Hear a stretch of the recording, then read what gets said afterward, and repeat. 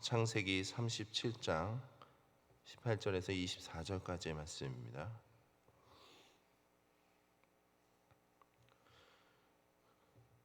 한 절씩 교독하고 마지막 24절은 함께 합독하도록 하겠습니다. 요셉이 그들에게 가까이 오기 전에 그들이 요셉을 멀리서 보고 죽이기를 꾀하여 서로 이르되 꿈꾸는 자가 오는도다. 자, 그를 죽여 한 구덩이에 던지고 우리가 말하기를 악한 짐승이 그를 잡아먹었다 하자. 그의 꿈이 어떻게 되는지를 우리가 볼 것이라 하는지라. 르벤이 듣고 요셉을 그들의 손에서 구원하려 하여 이르되 우리가 그의 생명은 해치지 말자. 르벤이 또 그들에게 이르되 피를 흘리지 말라. 그를 광야 그 구덩이에 던지고 손을 그에게 대지 말라 하니 이는 그가 요셉을 그들의 손에서 구출하여 그의 아버지에게로 돌려보내려 함이었더라. 요셉이 형들에게 이르매 그의 형들이 요셉의 옷 곧 그가 입은 채색 옷을 벗기고 함께 읽겠습니다. 그를 잡아 구덩이에 던지니 그 구덩이는 빈 것이라 그 속에 물이 없었더라. 아멘. 잠시 기도하겠습니다. 하나님 감사합니다. 오늘 하루도 이른 새벽도 주님의 말씀과 기도 앞에 예배로 나아갑니다. 하나님 오늘 하루도 주님께서 함께 동행하여 주셔서 또 우리의 삶에 우리의 모든 앞길에 주님의 계획 가운데 우리가 그 길을 걸어갈 수 있도록 하나님 믿음과 또한 지혜를 더하여 주시옵소서.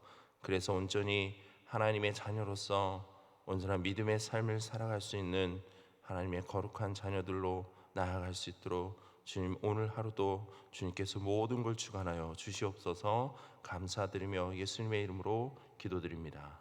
아멘.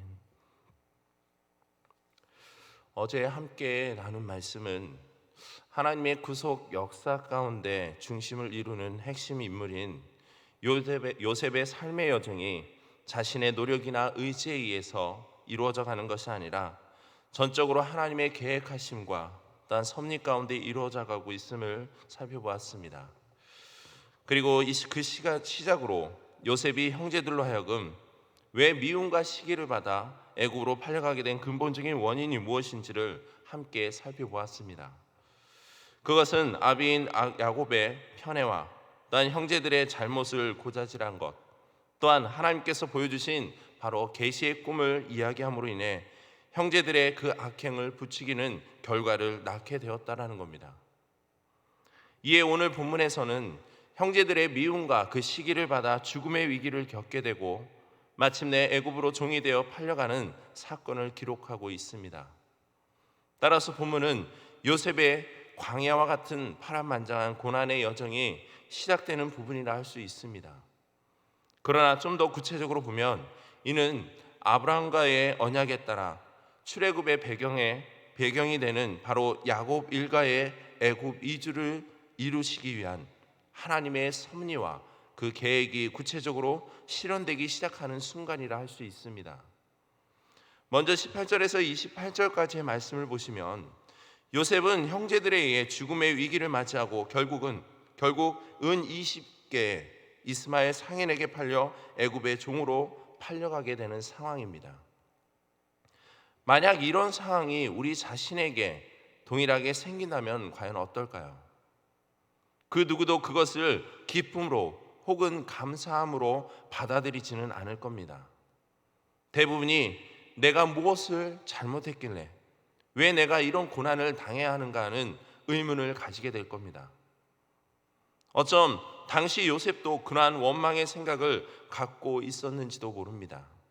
그러나 요셉이 이런 고난을 당하는 것은 그에게 어떤 잘못이 있어서가 아닙니다. 그것은 야곱 자손들로 하여금 요셉을 통해 애굽에 들어가 하나님께서 아브라함과 맺은 언약, 장차 큰 민족을 이루기 위한 하나님의 섭리에 따른 계획이라는 것입니다. 즉 요셉이 겪어야 했던 고난은 형벌이나 심판이 아니라 더 큰 축복의 삶을 누리기 위한 하나님의 은혜의 일환이라는 것입니다. 우리도 마찬가지의 삶을 살아가다 보면 때로는 원치 않는 고난과 시련의 때를 만나곤 합니다. 그 당시에는 원망스럽고 억울한 일을 당하고 있다고 생각됩니다. 그래서 하나님께 한탄의 목소리를 전합니다. 하지만 시간이 지나 하나님의 놀라운 그 은혜의 섭리를 경험했을 때에는 그때 받은 고난과 시련, 어려움 등의 그 모든 원망과 불평의 일이 아닌 오히려 나의 신앙을 더욱 견고하게 하시고 더 큰 축복의 삶을 누리게 하기 위한 하나님의 은혜와 계획이었음을 깨닫고 감사하게 된다는 겁니다. 성도 여러분, 하나님께서는 우리의 삶의 여정 속에서 평탄한 길만이 아니라 요셉과 같이 어렵고 험난한 길, 죽음의 길, 때로는 가시밭길이나 돌짝밭 같은 길을 우리로 하여금 걷게 하실 때가 있습니다. 그러나 우리가 기억해야 될 것은 그 길이 곧 바로 축복의 길이며 생명의 길임을 깨달아야 한다는 겁니다. 하나님께서는 지금도 살아 역사하셔서 고난과 어려움을 통해서 세상의 가치나 사람을 의지하는 것이 아니라 온전히 하나님만을 의지하며 우리의 믿음이 더욱 견고해지고 우리가 더욱 그리스도를 닮아가기를 원하고 계십니다. 그래서 하나님의 자녀이며 성도인 우리에게 있어 고난은요 바로 축복이며 유익이 된다는 겁니다. 바로 우리가 이 사실을 깨닫고 알므로 삶 속에 믿음으로 실천하는 자가 바로 성도임을 증명하는 근거를 우리가 깨달아야 할 것입니다. 또한 하나님은 이와 같은 믿음을 우리에게 요구하고 계신다는 겁니다. 그렇기 때문에 우리가 삶 속에서 가져야 할 신앙적인 자세는 믿음의 눈으로 지금 직면한 나의 삶의 모습들을 바라봐야 한다는 겁니다.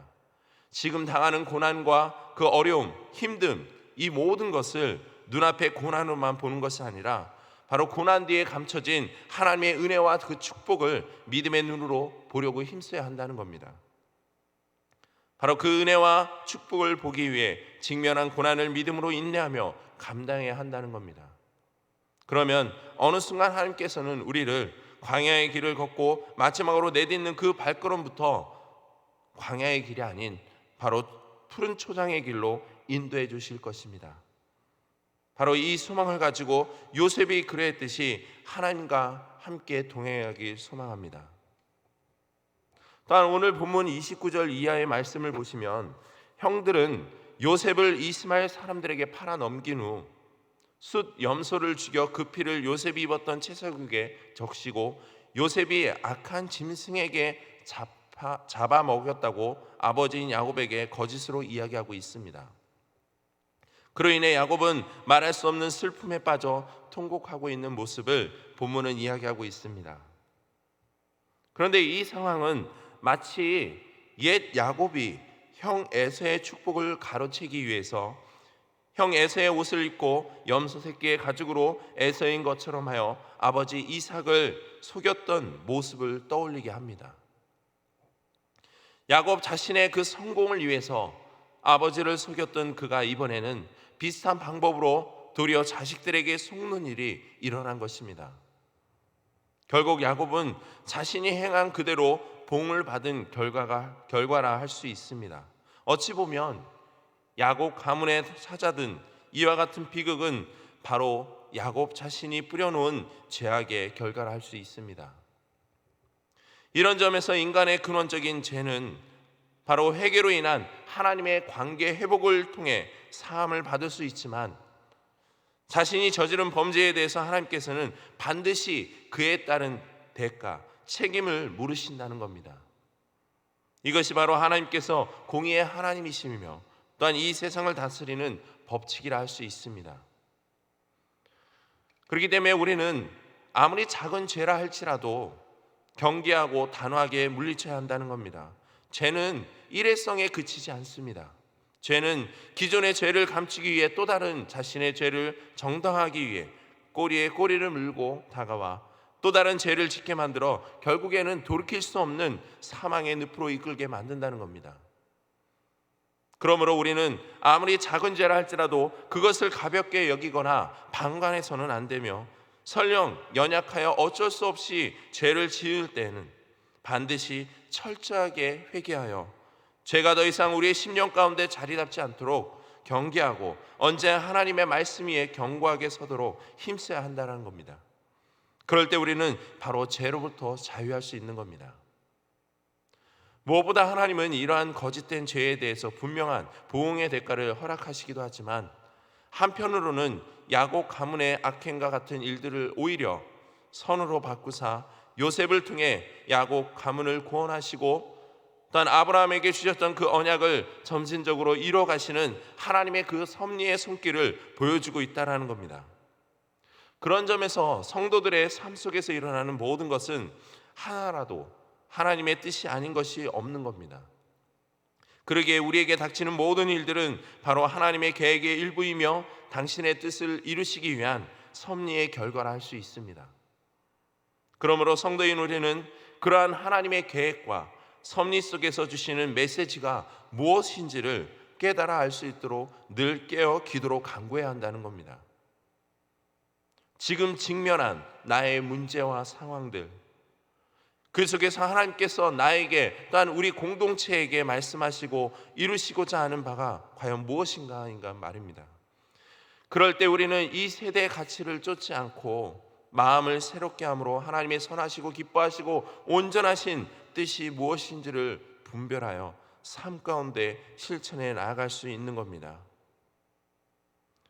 이처럼 오늘 본문 속에 나타난 하나님의 그 일하심, 요셉을 통해서 야곱 가문을 구원자로서 이끌어 가시는 그 모든 일 하나하나, 인간의 관점에서 보면은 그것이 원망스럽고 좌절스럽고 때로는 낙심되고 하나님 앞에 원망의 소리를 낼 수가 있습니다. 하지만 하나님은 그 어느 것 하나 악한 것으로 일하시지 않는다는 것, 심지어 악한 상황일지라도 그것을 선으로 바꾸셔서 온전히 하나님의 뜻을, 구원의 역사를 이뤄 가신다는 겁니다. 오늘 하루도 우리가 주님 앞에 살아감에 있어서 하나님의 그 믿음의 계획을 온전히 신뢰하고 또한 의지하며 나아가길 소망합니다. 거짓됨 없이 진실된 모습으로 살아가길 소망합니다. 그리고 지금 나에게 주어진 여러 가지 고난과 어려움들 앞에서 좌절하고 낙심하는 것이 아니라 하나님께서 요셉을 통해 그의 가정과 더 나아가 이스라엘 민족을 축복해 하신 것처럼 나를 향한 하나님의 그 놀라운 계획이 있음을 믿고 맡겨진 자리에서 최선을 다하며 세상 앞에서 흔들리지 않고 오직 믿음으로 굳건하게 서 있는 저와 여러분들 되기를 주님의 이름으로 축복합니다. 이 시간 함께 기도하실 때 오늘 하루의 삶의 현장 속에서 하나님께서 나를 통해서 일하심이 무엇이며 또한 나에게 주시는 메시지가 무엇인지를 깨달아 알 수 있는 믿음과 지혜를 달라고, 또한 계속해서 올 목사님과 사모님의 건강을 위해서, 또한 담임 목사님과 그 가정을 위해서, 또한 영적으로 육적으로 힘들어하고 아파하는 주변의 많은 분들을 위해 함께 기도해 주시고, 또한 이 나라 민족 가운데 하나님의 긍휼의 은혜를 더해 주셔서 하루빨리 코로나의 질병이 종식되고 사회와 경제와 문화 모든 전반에 걸쳐서 모든 것들이 안정화돼서 무엇보다도 한국교회가 이 어려운 시기에 더욱더 깨어 기도함으로 이 시대의 온전한 빛과 소금의 역할을 감당할 수 있도록 하나님이 지금의 어려움 속에서 우리에게 주시는 메시지가 무엇인지를 분별해서 온전히 하나님의 뜻을 이뤄가는 믿음의 자녀들, 믿음의 백성들이 될 수 있게 해달라고, 또한 앞에 보이는 화면의 기도의 제목들과 또한 여러분들이 가지고 있는 기도의 제목을 놓고 각자의 자리에서 함께 기도하고 마무리